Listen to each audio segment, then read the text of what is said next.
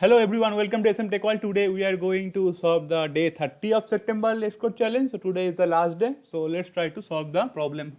Okay, so today's problem name is fast missing positive. So what they are saying here, we will be given one unsorted integer array and we need to find the smallest missing positive integer number. Okay, so if you check this example, right, here our input array is 1 2 0, and in this case I can see the first, first we need to find the smallest missing positive. So positive means we need to keep tracking from 1. So we need to keep consider from 1 only, not the 0. So here we can see 1 is there, 2 is there, but 3 is not there. So in this case our answer is 3.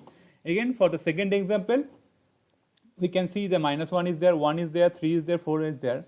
So what is the smallest number here? 2, right? 2 is missing here. Okay, similarly for this case, it contains all the positive numbers 7, 8, 9, 11, 12, but we need to keep starting from 1 only, right? So here 1 is missing, so output is 1.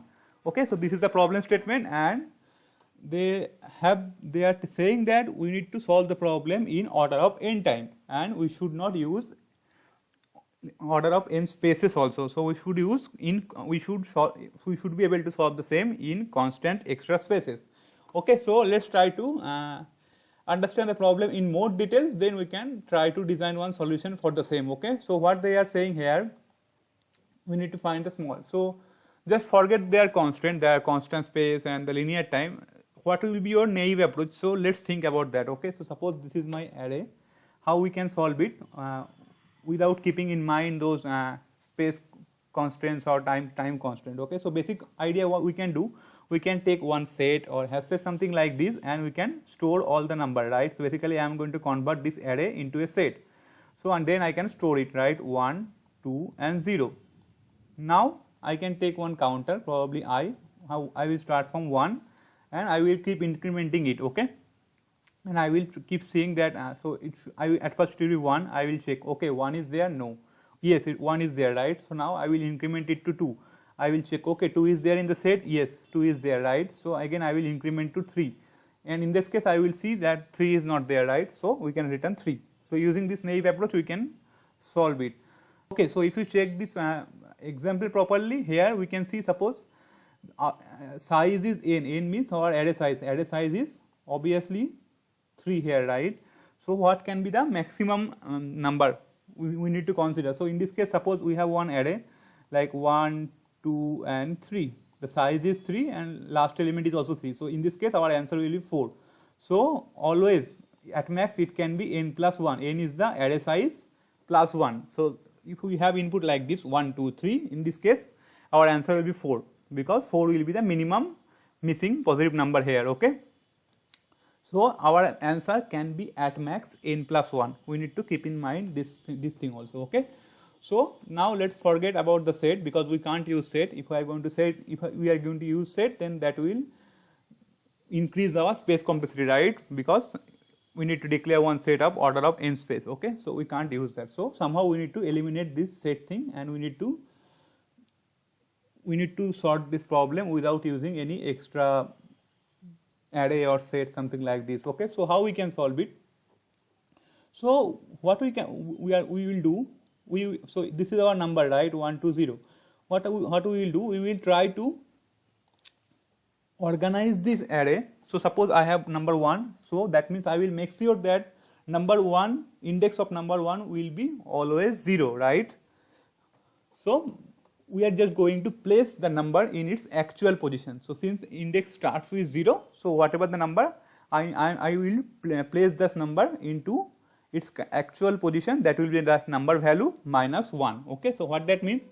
So suppose it's 1, right? So 1 should be ideally at the first position, right, or 0 position. It is already here, right? You can see 1 is here already.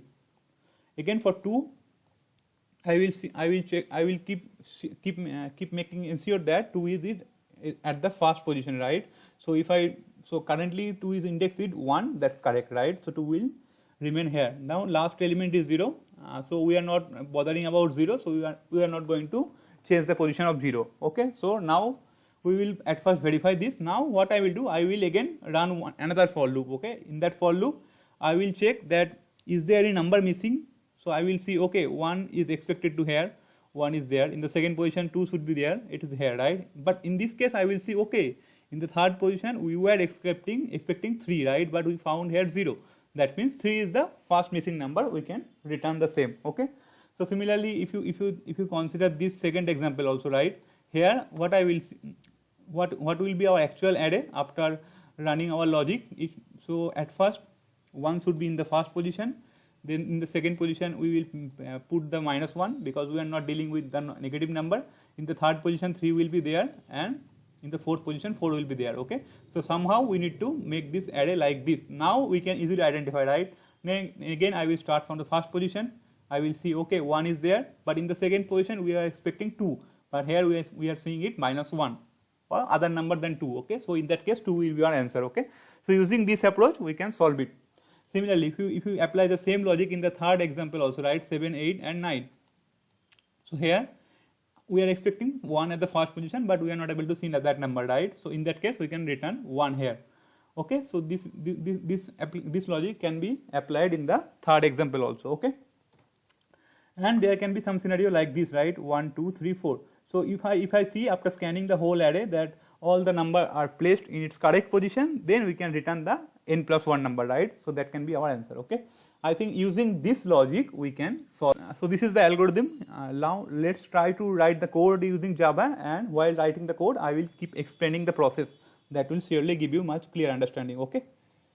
So as I already told you that we are not going to use any extra array or set, so we just need one variable, that's counter variable. So let's declare it as I only. So I should be equals to 0 initially, and we are going to take another variable for simplicity, that is n. N will store our array size or array length, okay? So it should be nums.length. Okay, so now I can run one while loop, and in the while loop it will run till my I is less than length. So it should be I should be less than n, okay? Now I need to position these numbers, right, according to its value, okay? So I will check, at first I will check that we are going to position only those numbers which are positive and less than equals to n, right? So suppose if I found this number 7, right, we can't place it, right, because our index is at max up to 4, so we can't place it, right? It will throw out array out of bound exception. So we are not going to consider the larger number. Larger means greater than n, and we are not going to consider any number less than equals to 0, okay?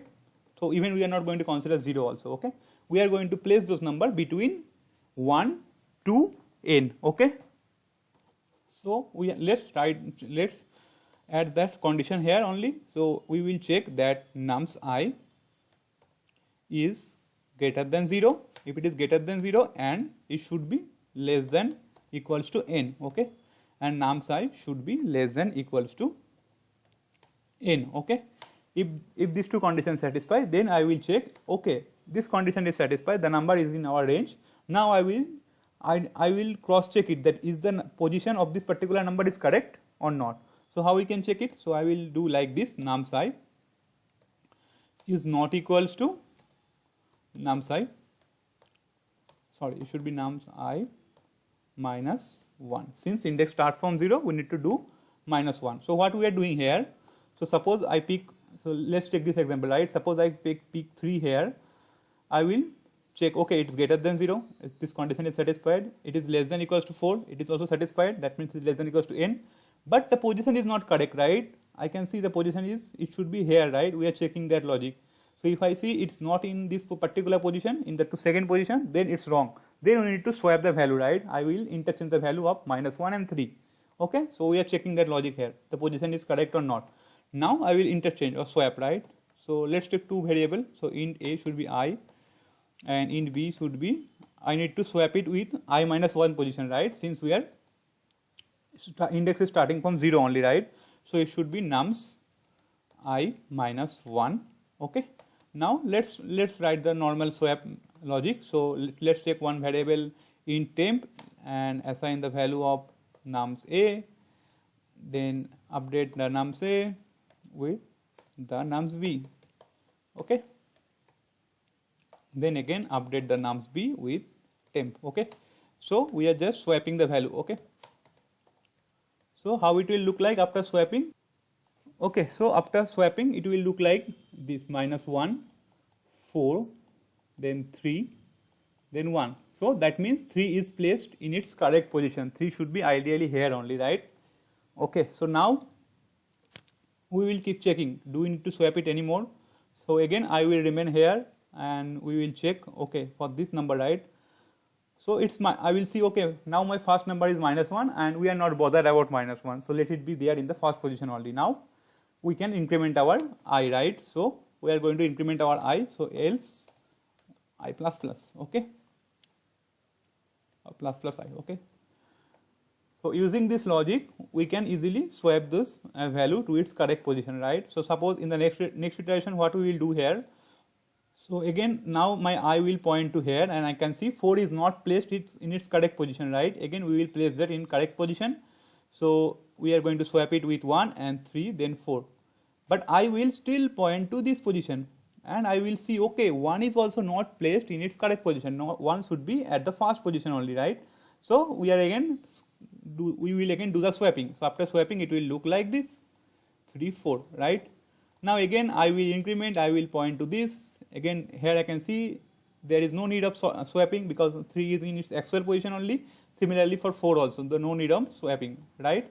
So using this while loop, we are preparing this array and we are placing all the numbers in its correct position except negative number and the larger number greater than n, okay? So now my array is ready, or array is properly, numbers are properly inserted in its correct position, okay? So now my next task is, and I need to check, I need to iterate through the array once again and I will check is there any missing number, okay, in the sequence. If it is not matching, then we can return that index as our answer, okay? So let's do that.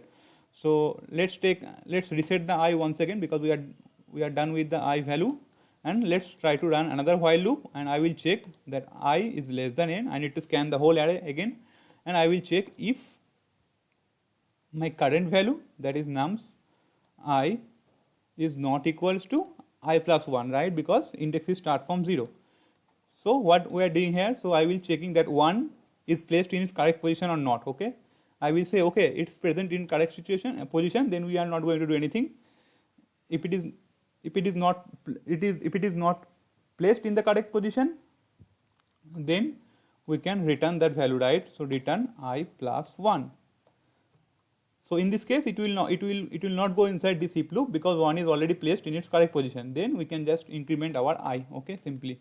So now again it will come here, and here I can see in the second position we are expecting 2, but we found -1. Then 2 is our answer. We are going to return that from this line, okay? And suppose in this case, right, 1, 2, 3. So its all number are placed in its correct position. Then we need to return n plus 1, the 4, right? N is 3 plus 1, 4, okay?